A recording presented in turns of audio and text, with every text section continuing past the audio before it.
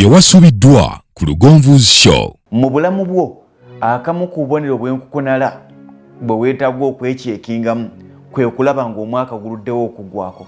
Akamu ku bubonero bw'enkukunala bwe weetaaga okwekyekingamu kwe kulaba ng'omwezi guluddewo okuggwako. Akamu ku bubonero bw'enkukunala bwe weetaaga okwekyekingamu kwe kulaba nga wiiki eruddewo okuggwako. Kitegeeza ebyokkola oyina bitono, essaawa oyina nnyingi. Buli lw'olirabanga ng'olunaku luddewo okuggwako noonya ebyokkola nga bingi bigenda tuuka bisinga essaawa z'olina. Noonya ebyokkola nga bingi bigenda tuuka bisinga omwaka gw'olina.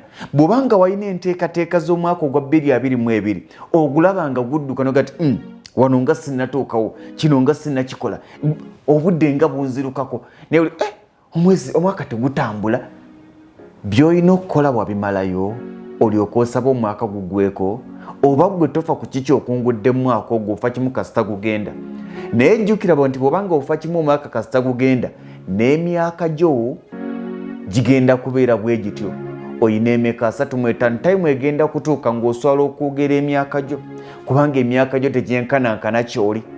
Abantu ekibalimbye emyaka gyabwe kwe kuba nti agenda okwepimamu ng'emyaka tegyenkana buzito bwe, ng'obuzito bwa myaka 15 myaka giri 45. Nagani ndi wa 27 naye ogenda okumulaba nga na 27 gwayogera tagugwana. Bye wasubiddwa ku Lugonvuzi Show.